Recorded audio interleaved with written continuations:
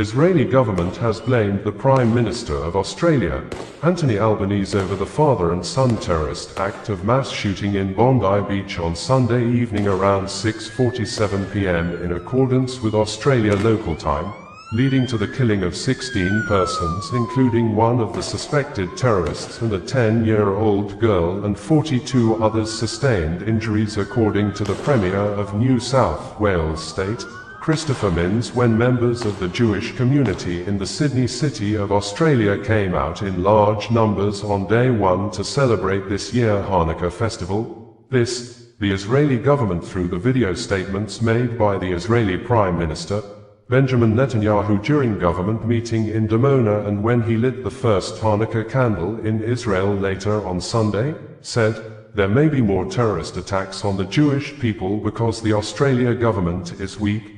We know there will be additional attacks. The safest place for the Jewish people in the world is where the government, the army, and the security forces will defend them," saying, on August 17, 2025, he wrote a letter to the Prime Minister of Australia wherein he said, "Your call for a Palestinian state pours fuel on the anti-Semitic fire. It rewards Hamas terrorists. It emboldens those who menace Australian Jews and encourages the Jew hatred now stalking your streets. Anti-Semitism is a cancer. It spreads when leaders stay silent. It retreats when leaders act. I call upon you to replace weakness with action, appeasement with resolve. Instead, Prime Minister, you replaced weakness with weakness and appeasement with more appeasement. Your government did nothing to stop the spread of anti-Semitism in Australia. You did nothing to curb the cancer cells that were growing inside your country. You took no action. You let the disease spread, and the result is the horrific attacks on Jews we saw today." In a tweet posted through his personal verified X social media account few hours ago, Australia Prime Minister Anthony Albanese said, "In moments like this, we must come together. Australia stands united against hatred and terror." Speaking during the news conference on Sunday, Australia's Home Minister, Tony Burke, gave more details about the gunmen, who happened to be father and son, Sajid Akram and Naveed Akram.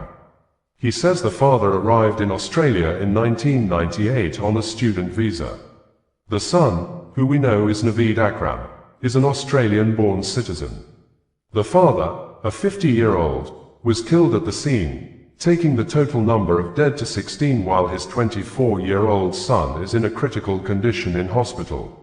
Local media reported that both men pledged allegiance to the Islamic State group, adding that Naveed first came to authorities' attention in October 2019, but the Australian Prime Minister said an assessment was made that there was no indication of any ongoing threat or threat of him engaging in violence.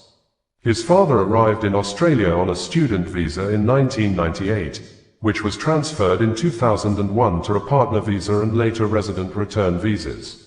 Meanwhile, the man who tackled one of the gunmen to the floor and saved people from getting shot at Bondi Beach in Australia was identified as Ahmed Al Ahmed.